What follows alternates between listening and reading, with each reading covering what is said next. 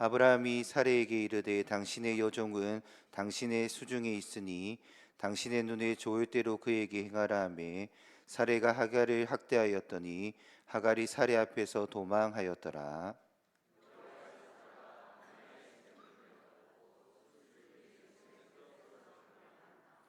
이르되 사레의 여종 하갈아 내가 어디서 왔으며 어디로 가느냐. 그가 이르되 나는 내 여주인 사레를 피하여 도망하나이다.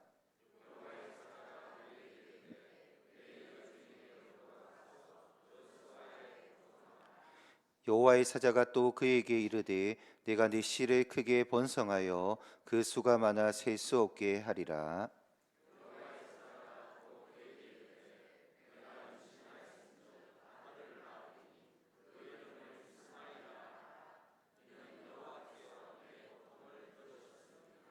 그가 사람 중에 들나귀 같이 되리니 그의 손이 모든 사람을 치겠고 모든 사람의 손이 그를 칠지며 그가 모든 형제와 대항하여서 살리라 하니라.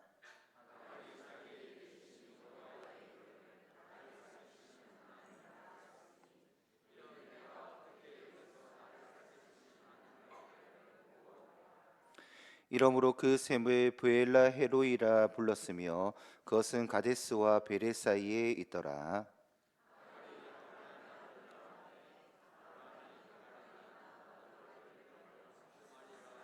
함께 읽겠습니다. 하갈이 아브라함에게 이스마엘을 낳았을 때에 아브라함이 86세였더라. 아멘. 하나님의 생명의 말씀, 우리의 믿음과 삶을 변화시키는 구원과 진리의 말씀을 듣는 시간입니다. 정홍기 목사님 나오셔서 나를 살피시는 하나님이라는 제목으로 하나님 말씀 전해 주시겠습니다. 우리 함께 기도하겠습니다. 살아계신 하나님, 오늘도 우리를 복된 예배의 자리에 불러주시고 하나님 말씀 듣게 하시니 감사합니다. 진리의 영이신 성령님, 이 시간 우리 가운데 함께 하셔서 하나님의 말씀을 잘 깨닫게 하시고 우리의 신비에 새겨 우리를 부르신 삶의 자리에서 주님 말씀에 순종하여 능력 있는 삶을 살아갈 수 있도록 도와주시옵소서. 성령의 사람으로 성령 충만한 삶을 살아갈 수 있도록 진리의 영이신 성령님, 이 시간 진리의 말씀으로 우리의 영혼을 충만케 하여 주시옵소서. 예수님의 이름으로 기도드리옵나이다. 아멘. 할렐루야. 우리 옆 사람에게 이렇게 한번 축복하겠습니다. 임마누엘, 하나님이 우리와 함께 하십니다. 한 번 더 옆에 분에게 이렇게 인사할까요? 하나님은 우리를 살피시는 분이십니다. 아멘. 지난 주에 이어서 창세기 16장 말씀을 가지고 오늘은 나를 살피시는 하나님, 우리의 형편과 처지를 살피시는 하나님에 대해서 오늘 말씀을 함께 살펴보기를 원합니다. 우리 지난 주에 아브라함과 사레가 하나님의 약속이 드디움으로 인해서 성급하게 또 인간적인 그 편법을 동원하던 모습을 보았습니다.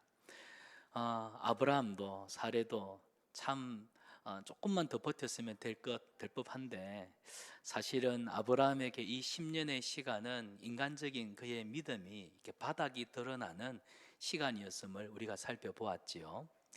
아브라함을 보면서 참 저는 많은 위로를 얻습니다. 어떠냐면, 어릴 때는 아브라함, 믿음의 조상 아브라함 하니까 아브라함은 믿음이 너무 좋고 나는 형편이 없고, 그래서 하나님은 아브라함 같이 믿음 좋은 사람만 좋아하실 것 같고, 나는 교회 다니는 것도 예수 믿는다고 하는 것도 참 부끄러운데 참 아브라함. 그런데 제가 목사가 되고 성경을 자세히 들여다보니까 세상에 아브라함이 저에게 이렇게 위로가 되는 분인 줄 참 몰랐습니다. 아브라함도 형편이 없더라고요. 아브라함도 믿음이 없어서 하나님 앞에 여지없이 실추하는 모습을 보여주면서, 아무리 믿음 좋은 사람도 때로는 이 인내심의 한계가 한계치에 이르게 되면 그의 본성이, 인간의 죄인의 본성이 드러날 수밖에 없는구나 하는 것을 보게 됩니다. 사랑하는 여러분, 세상에 믿음 좋은 사람은 없습니다. 예수님 말고 사람에게서 믿음 좋음을 보겠다는 그 자체가 너무 대단한 믿음인 것 같아요. 지난 시간에도 우리가 그렇게 인사했죠. 사람은 연약하고 허물이 많기 때문에 실수할 수 있습니다. 또 넘어질 수 있습니다. 나한테 상처 줄 수 있습니다. 나도 그렇게 하거든요. 그래서 남의 허물을 보실 때, 남이 나에게 상처를 줄 때 늘 좀 넓은 마음으로 그럴 수도 있지요. 그럴 수도 있습니다. 는 마음으로, 이게 바로 예수님의 마음, 죄인을 향하신 우리 하나님의 긍휼하신 마음이 아니겠습니까? 그래서 믿음 좋은 사람도 인내심에는 한계가 드러난다. 예, 처음부터 믿음 좋은 사람 없고 또 현재 내가 믿음이 좋다고 해서 앞으로도 내 믿음이 좋을 것이라 결코 장담할 수가 없습니다. 선줄로 알거든 넘어질까 주의하라 하신 그 말씀을 늘 기억하면서 하루하루 겸손하게 하나님 말씀 따라 살아가는 저와 여러분 되시기를 축복합니다. 우리도 하나님의 약속이 더디게 이루어지면 조급해집니다. 또 하나님 앞에 얼마나 서운한 마음이 생깁니까? 그래서 인간적인 편법을 동원하는 겁니다. 근데 인간적인 방법을 꼭 쓰게 되면 예상치 못했던 새로운 문제, 새로운 갈등이 생길 수밖에 없습니다. 그래서 돌아보면 내 인생에 엉켜있는 이 실타래와 같은 문제는 하나님이 물론 내 믿음을 연단하기 위해서 주신 시험이기도 하지만 대부분의 경우는 내가 하나님 말씀대로 믿음대로 행하지 않고 섣부르게 인간적인 방법을 수단을 동원하다가 내가 더 일을 이렇게 복잡하게 만들어 놓은 경우가 많습니다. 성경을 보세요. 아담과 사례가 그랬잖아요. 하나님 자식을 주시지 않으면 기다렸어야죠. 결국 몸종 하갈을 데려다가 옛날 말로 씨바집니다. 대리모로 삼아서 후사를 이으려고 했습니다. 웬 은혜입니까? 하갈에게 아기가 생겼어요. 그 집안에 아이가 없었는데 하갈이 임신을 하니까 온 집안 사람들이 그를 축복하고 하갈을 격려합니다. 근데 하갈이요 사람들한테 존경과 부러움을 받는 존재가 되니까 그 마음이 교만해져서 자신이 여종이라고 하는 본분을 잊어버리고 자기 여주인에게 참 멸시의 눈치를 보내지 않습니까?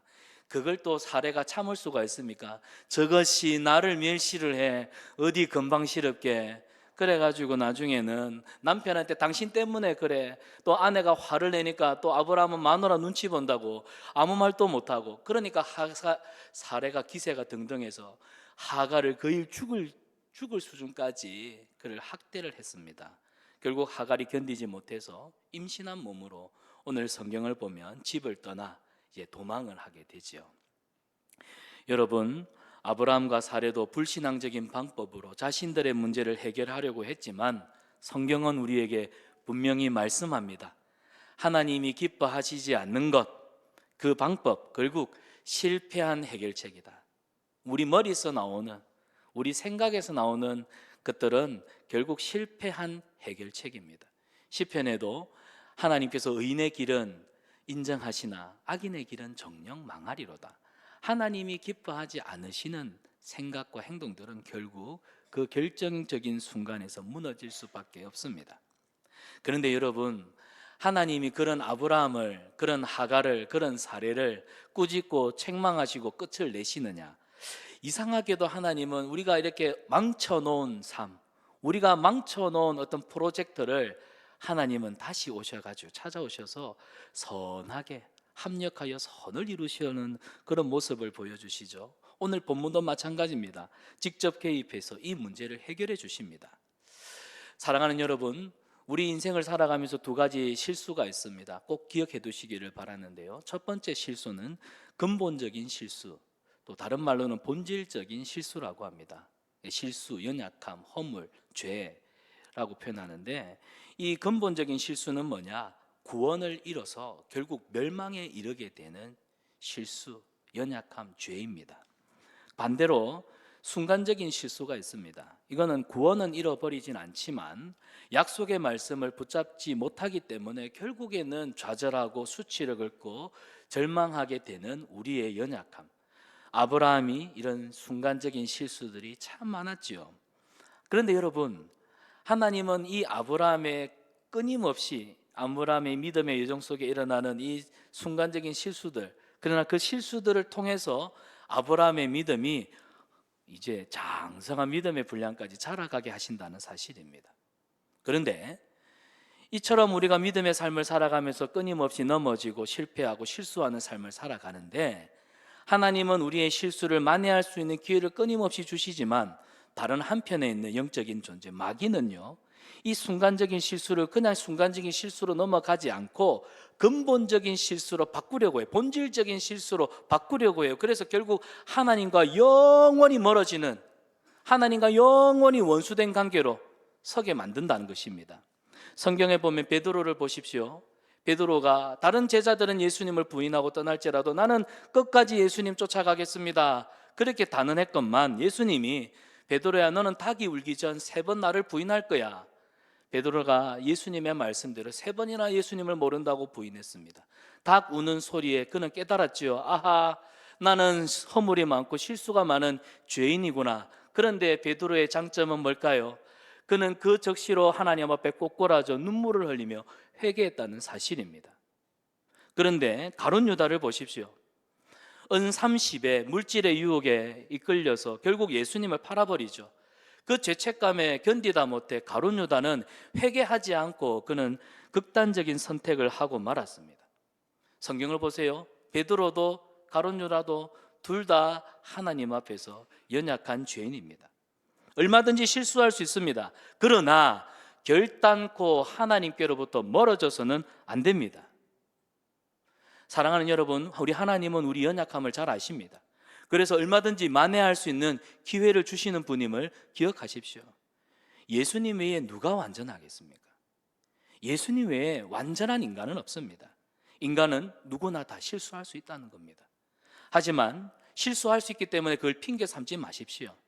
또 실수했다고 해서 본질적으로 하나님을 떠나서도 안 됩니다. 기억하시기를 바랍니다. 하나님은 우리의 연약함, 우리의 허물, 우리의 실수, 이마저도 하나님의 의와 하나님의 완전하심을 드러내는 도구로 사용하십니다. 그래서 로마서 8장 28절에 이 위로의 말씀이 있잖아요. 우리 로마서 8장 28절을 함께 읽어보겠습니다. 시작. 하나님을 사랑하는 자, 곧 그의 뜻대로 부르심을 입은 자들에게는, 아멘. 하나님을 사랑하는 자, 또 하나님이 사랑하시는 자, 그래서 하나님의 뜻대로 부르심을 입은 자들은 사실 하나님이 기뻐하시는 선도 하나님이 합력하여 최상의 선으로 만들어 가시지만, 때로는 우리가 돌아봤을 때 부끄러운 우리의 삶의 부끄러운 족적도 하나님이 합력하여 선을 이루어 가신다는 이 말씀, 여러분 꼭 기억하시기를 바랍니다. 그래서 세상 살아가면서 흔들릴 때도 있습니다. 넘어질 때도 있습니다. 그러나 나는 항상 주님 손에 끝까지 붙들려 있겠노라.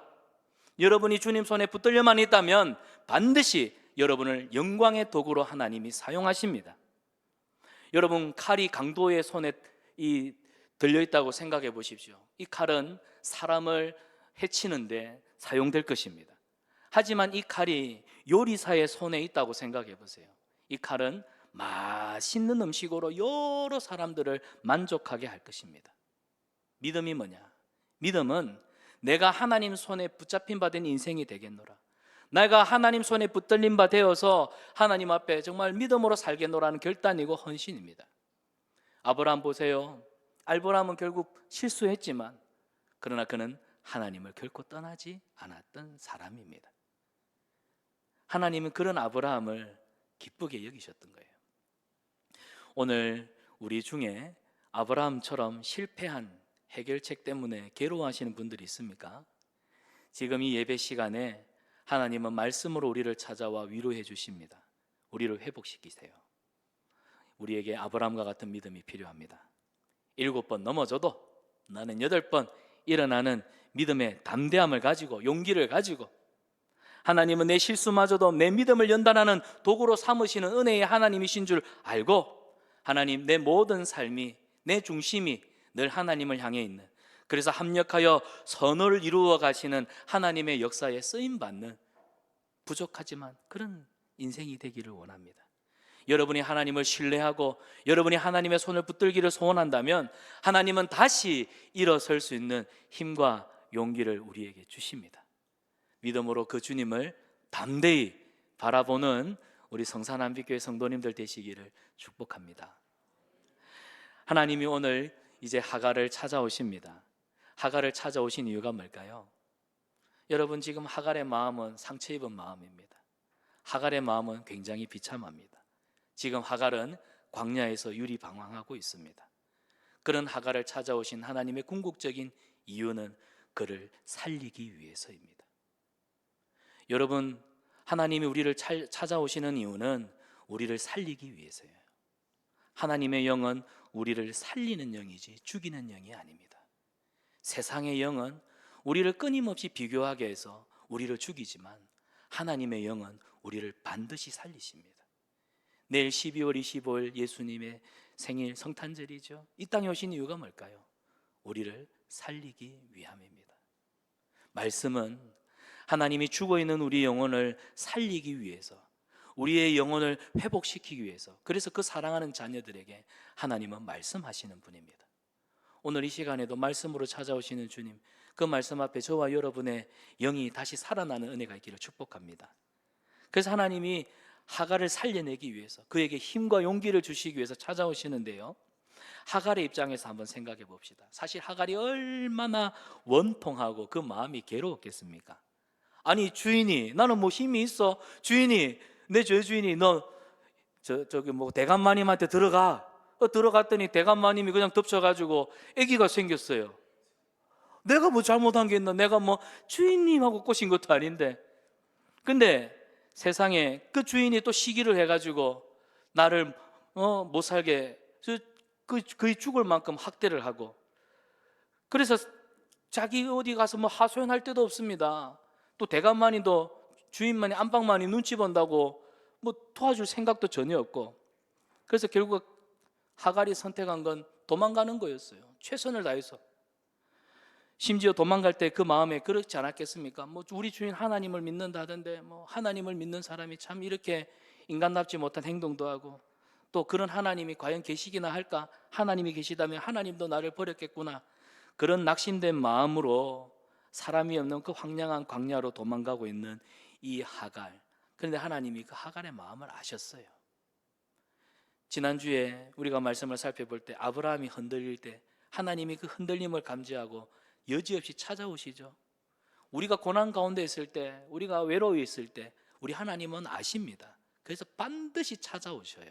어떤 방법으로든지 찾아오셔요. 여러분이 믿음의 길을 떠나 있을 때 하나님은 주변의 사람들을 통하여든 아니면 어떤 방법으로든 하나님이 여러분을 찾아오셔서 여러분의 그 영혼이 다시 힘을 얻어 은혜의 자리로 돌아올 수 있도록 하나님은 역사하신다는 사실입니다.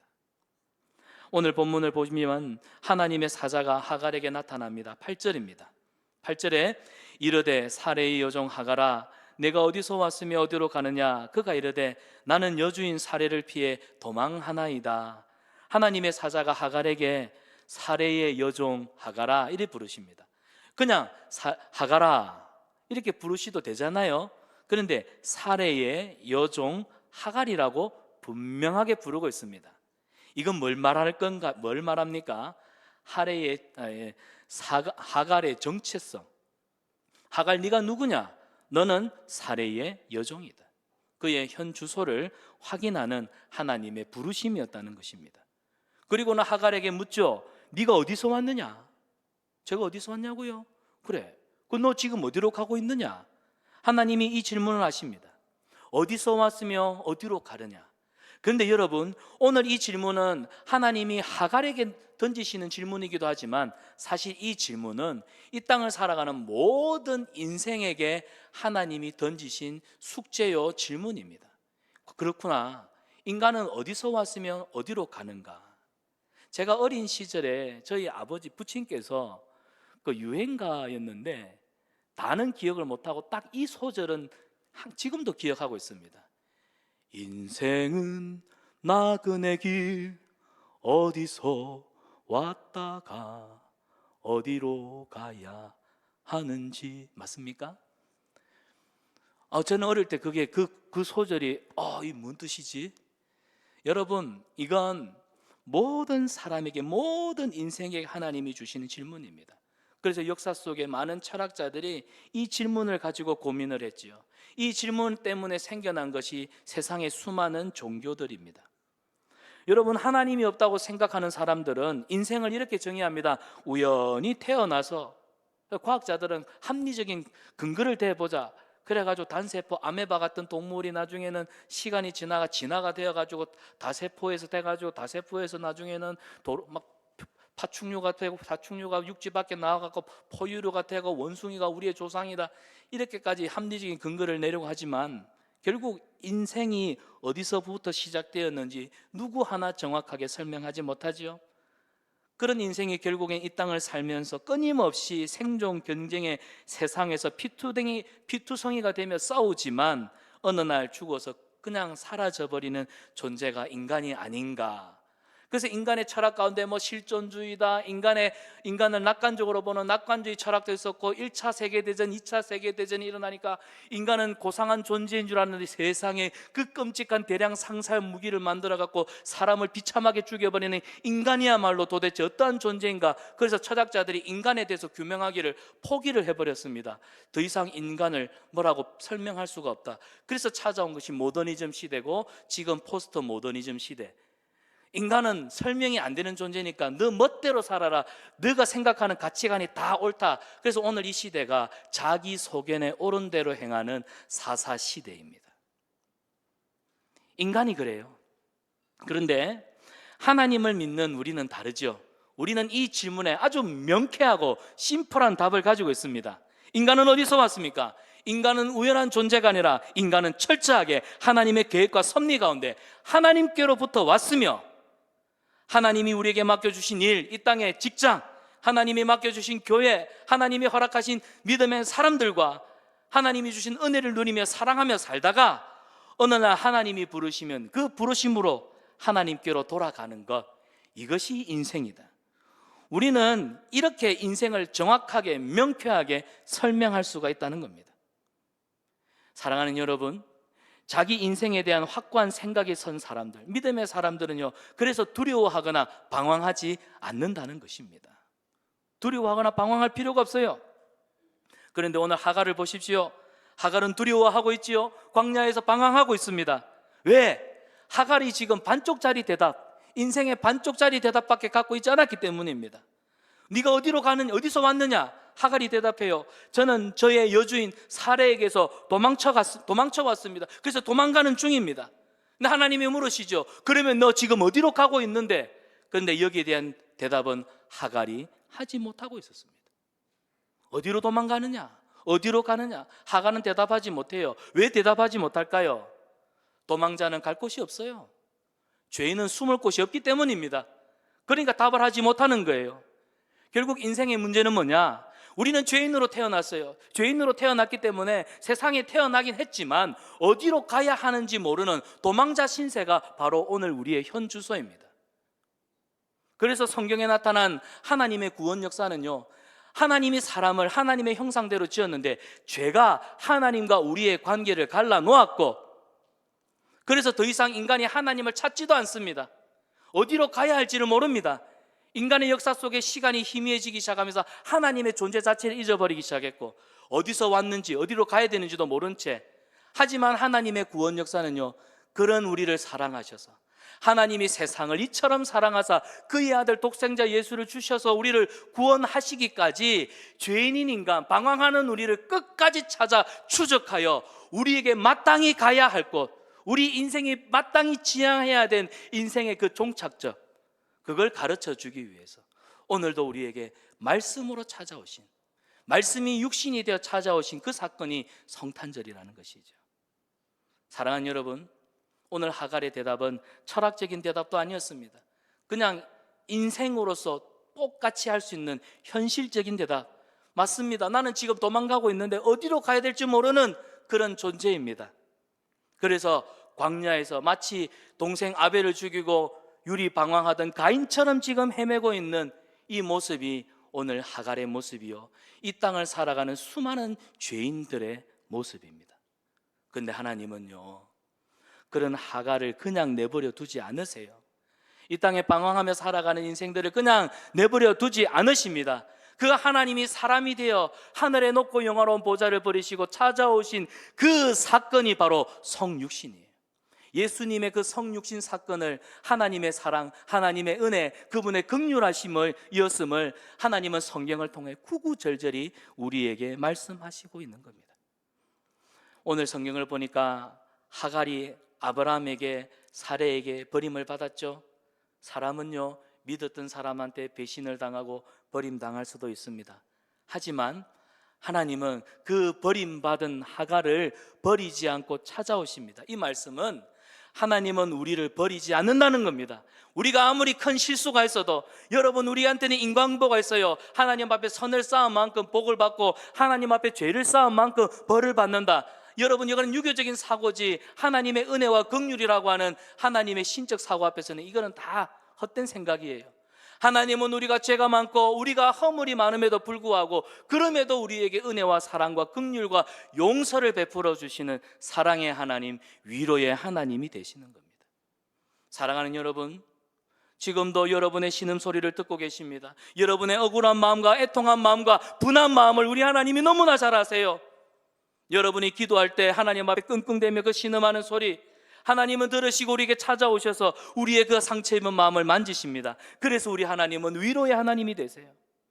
그 하나님이 지금 가까이 계실 때 다른 길 찾지 말고, 너희는 여호와를 만날 만할 때 찾으라, 그가 가까이 계실 때 그를 부르라, 악인들은 그 죄를 버리고 여호와께로 돌아오라, 그가 너희를 널리 용서하실 것이다. 사랑하는 여러분, 자꾸 다른 데서 길을 찾으려고 하니까 더 헤매고 방황하잖아요. 예수님 찾으세요. 주님 찾으세요. 힘드십니까? 원래 인생이라고 하는 그 삶이라고 하는 이 짐이 원래 무겁습니다. 혼자 지고 가면 더 힘듭니다. 함께 지고 가세요. 아니, 예수님은 우리의 멍에를 대신 져주십니다. 그분께 맡기시면 여러분의 이 고독하고 홀로 가는 인생길 같으면 주님이 내 앞서 가실 때 우리는 순탄하게 갈 수가 있어요. 그분이 우리를 찾아오십니다. 그분이 우리를 찾고 계십니다. 주님을 만나시기를 바랍니다. 주님, 내 인생에 다시 한번 찾아오셔서 내가 주님으로 인하여 위로와 힘을 누릴 수 있도록 은혜 주시옵소서. 저와 여러분에게 하나님이 여시는 그 길을 걸어가는 은혜가 있기를 축복합니다.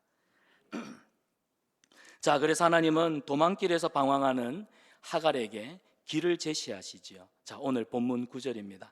우리 9절 말씀을 다 함께 읽어봅시다. 시작. 여호와의 사자가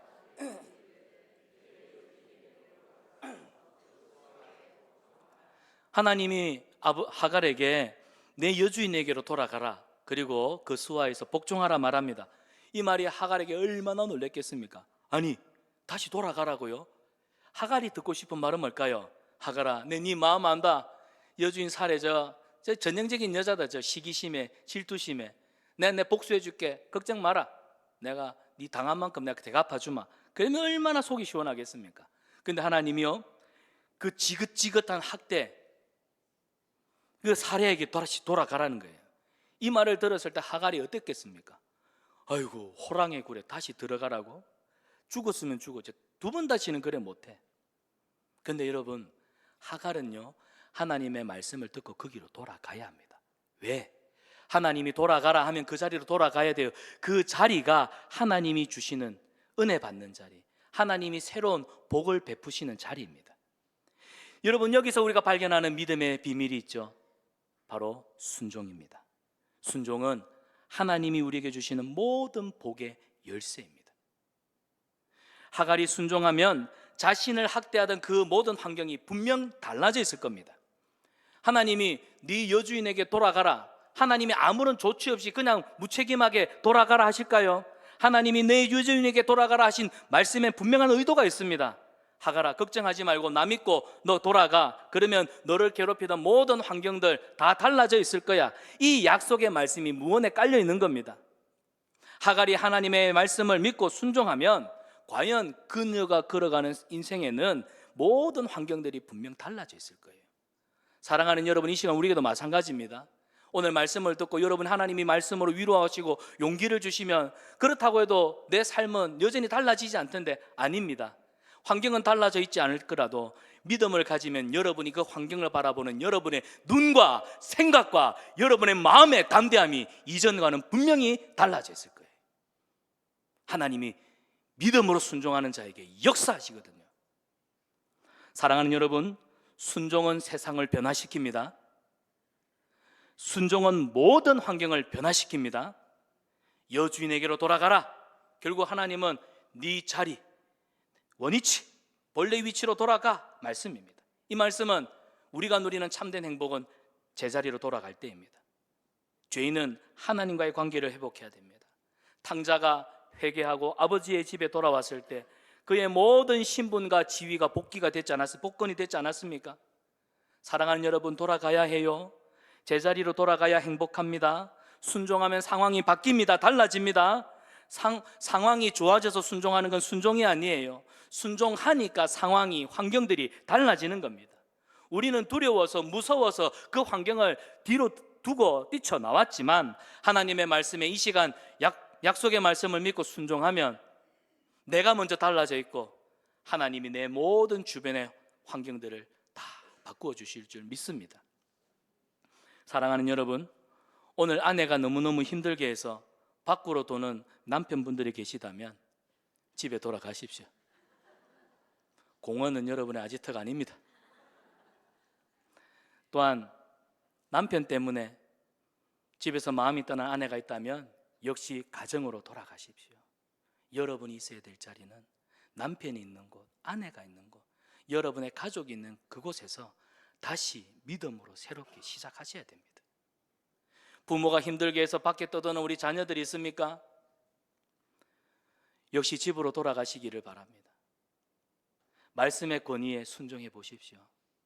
깨어진 관계를 다시 회복할 수 있는 유일한 열쇠는 순종밖에 없습니다. 순종하는 사람에게 하나님은 불가능해 보일 것 같은 상황도, 그런 광야 같은, 그런 바짝 말라버린 그런 내 인생의 팍팍한 현실도 결국엔 하나님이 샘물이 솟아나는, 그 배에서 생수의 강이 넘쳐나는 오아시스가 터지는 놀라운 복 주십니다. 이는 믿음의 사람이 믿고 순종할 때 누리는 축복이에요. 특별히 코로나가 끝나도 여전히 자기 자리를 찾지 못하는 우리 성도들이 있습니다. 하나님과의 관계를 회복하는 자리로 돌아오시기를 바라요.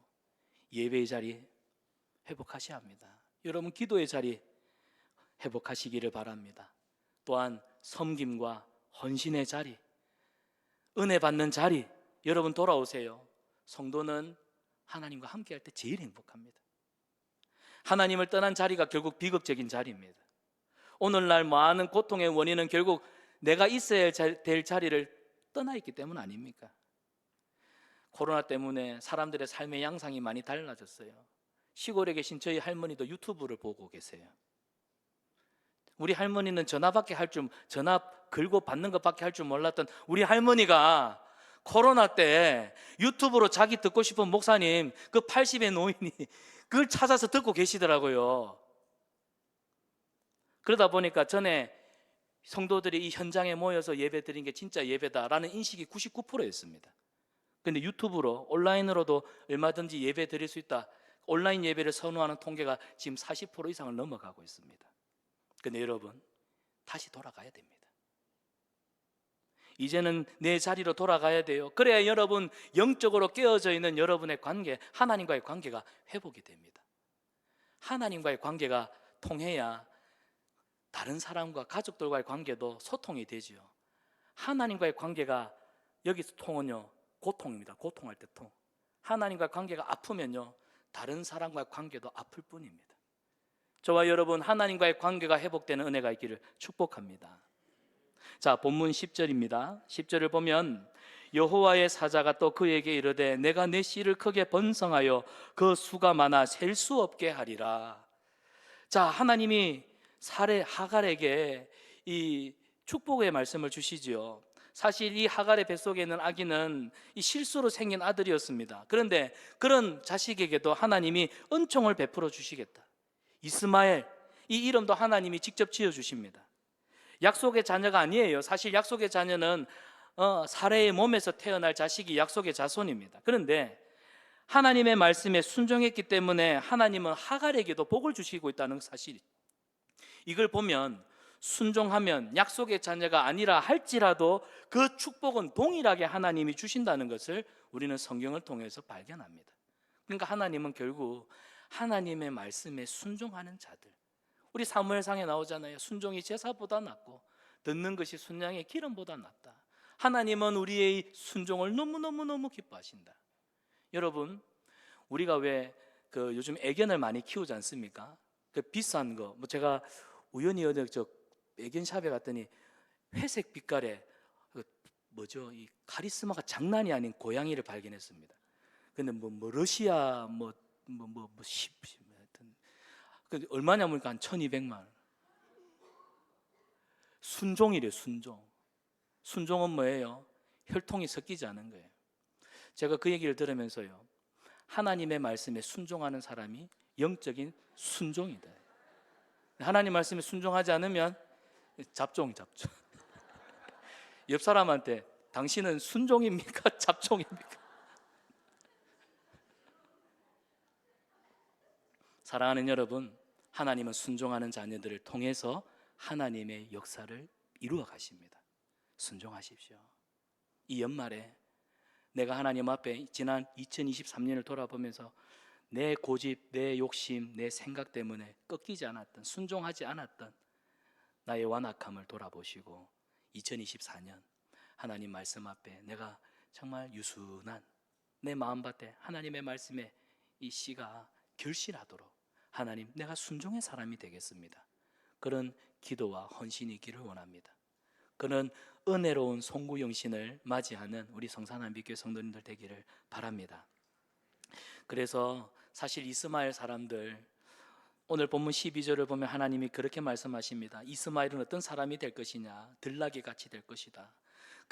그의 손이 모든 사람을 칠 것이고 모든 사람의 손이 또 그를 칠 것이다. 그가 모든 형제와 대항해서 살리라. 사실 이 이스마엘에게는 좋은 말씀은 아니었습니다.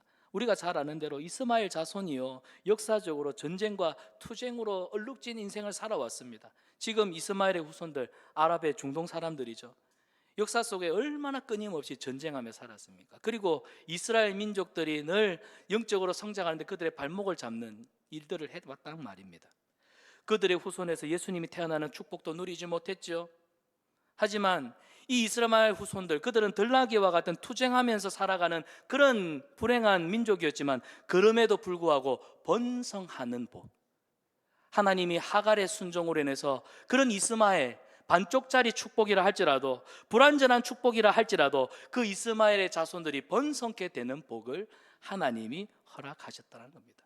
물론 하나님이 오늘도 이렇게 이스마엘 사람들, 저 후예들을 저렇게 번성케 하시고, 참 대단한 건 그건 있어요. 우리 개신교인들은 참 신앙이 이렇게 좀 때로는 정체성이 헷갈릴 때가 참 많이 있는데, 내가 이슬람 교인, 나는 알라를 섬기는 사람이, 이들의 신앙은 정말로 확고합니다. 그런 걸 보면 우리가 좀 본받을 필요가 있는데, 근데 역사 속에서 하나님이 이 이스마엘의 또 다른 후예를 허락하신 이유, 우리가 하나님의 온전하신 뜻은 이해할 수 없지만, 그러나 오늘 이 성경을 놓고 본다면 그런 반쪽짜리, 그런 부스러기 축복이라도 하갈이 하나님의 말씀에 순종했기 때문에, 그의 어미가 그렇게 순종했기 때문에 하나님의 방법으로 하나님은 이스마엘 그 자손들이 이렇게 역사 속에 번창케 하시는 복은 분명히 주셨다는 겁니다. 순종이 그만큼 중요하다는 것을 성경이 우리에게 보여주고 있어요. 그걸 간과하지 마십시오. 자, 하갈이 오늘 광야에서 하나님을 만납니다. 하나님이 그를 찾아오셔요. 이건 큰 축복입니다. 하나님이 하갈을 찾아오셔서 그에게 위로해 주시고 회복을 얻게 해주신데 이건 큰 축복입니다. 그래서 오늘 13절을 보십시오. 하갈이 그 위로의 하나님을 만나고 이렇게 고백하지 않습니까? 우리 13절, 하갈이 자기에게 이르신 여호와의 이름을 나를 살피시는 하나님이라 하였으니 이는 내가 어떻게 여기서 나를 살피시는 하나님을 배웠는고 함이라. 지금 하갈이요, 얼마나 감격했는지 여러분 느껴지십니까? 사실 하갈이 그런 마음이 있었을 거예요. 아브라함의 하나님, 사레의 하나님, 그렇지만 나의 하나님은 아니지. 나는 이스라엘 사람이 아니라 그들과 같은 종족이 아니라 나는 저 이집트 사람, 나는 애굽에서 온 사람. 그래서 나는 이미 종자부터가 달라.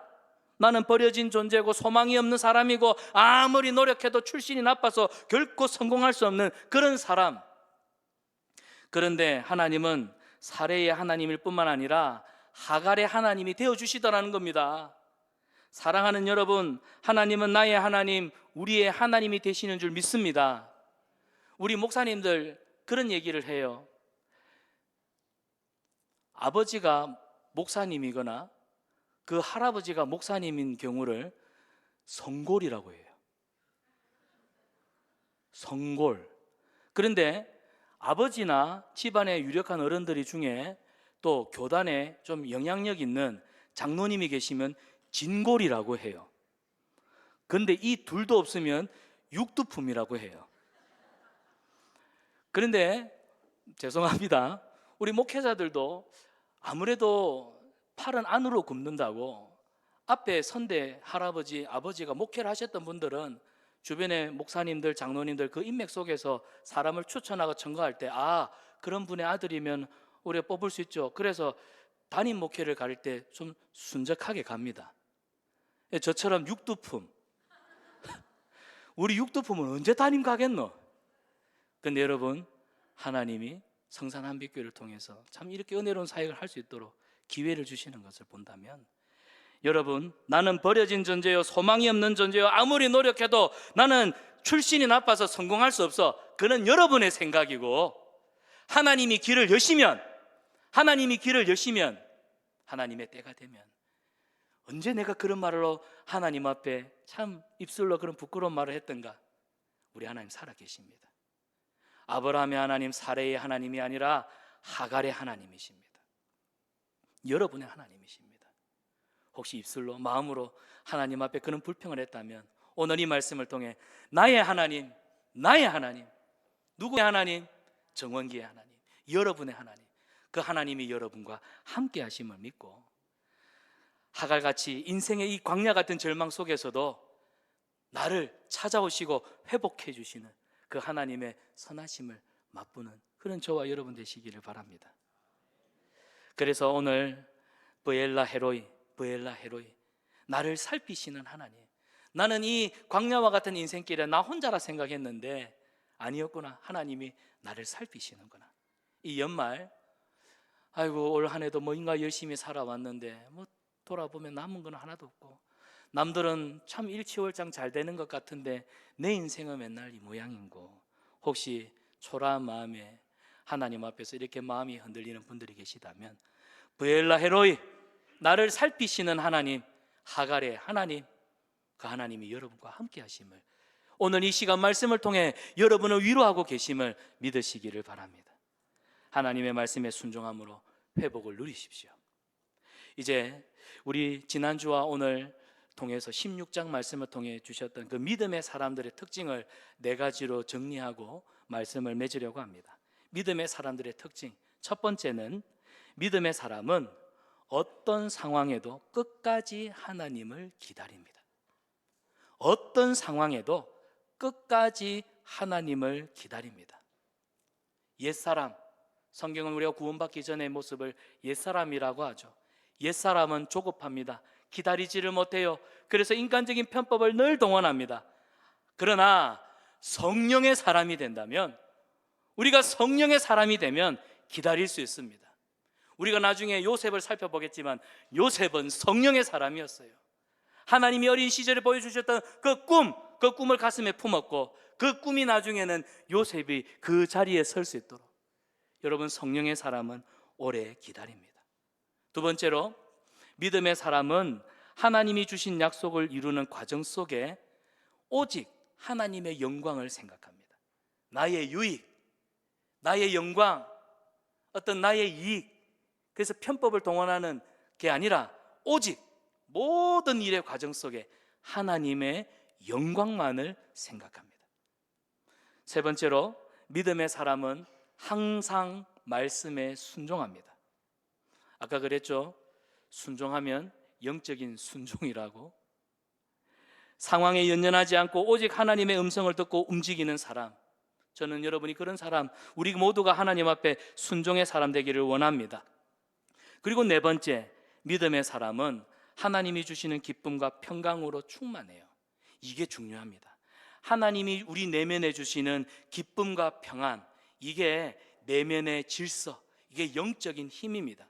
아니, 우리 마음에 기쁨도 없고 평안도 없고 확신도 없는데 어떻게 이 힘든 세상을 살아가면서 그 굵직굵직한 삶의 중요한 선택의 기로에서 결정을 할 수 있단 말입니까? 우리에게는 기쁨이 있어야 되고 평강이 있어야 되고 주님이 주시는 확신이 있어야 이 힘든 세상에서 결정을 할 수 있는 거예요. 그래서 기쁨과 평안이 있기 때문에 믿음으로 결정할 수 있습니다. 믿음으로 결정할 수 있기 때문에 기쁨이 있고 평안함이 넘치는 거예요. 그런 사람이 하나님의 말씀에 순종합니다. 그런 사람이 모든 하나님이 주시는 약속을 이루는 과정 속에 하나님의 영광만을 생각하지요. 그러니까 끝까지 기다릴 줄 아는 것입니다. 사랑하는 여러분, 믿음의 사람은 하나님이 주신 소망이 있기 때문에 흔들리지 않습니다. 저와 여러분에게 이 믿음이 있기를 축복합니다. 이 믿음으로 승리하며 살아가는 주의 백성 되시기를 주님의 이름으로 축원합니다. 기도하겠습니다. 사랑의 하나님, 하갈에게는 큰 어려움이 있었지만 하나님께서 하갈을 제자리로 돌려놓으셨고 또 회복의 은혜를 베풀어 주셨습니다. 우리도 우리의 잘못으로 엉클어진 이 현실로부터 이제는 더 이상 도망치려 하지 말고 하나님의 말씀에 순종하는 마음으로 다시 돌아가서 시작할 수 있도록 은혜 베풀어 주시옵소서. 우리의 믿음을 새롭게 하시고 하나님의 말씀에 순종하게 하시며 하나님의 뜻이 이루어질 때까지 그 때를 기다릴 줄 아는 믿음 허락하여 주시옵소서. 주여, 우리의 흔들리는 마음을 붙잡아 주시고 담대함으로 주님 바라볼 수 있도록 은혜 베풀어 주시옵소서. 예수님의 이름으로 기도드리옵나이다. 아멘.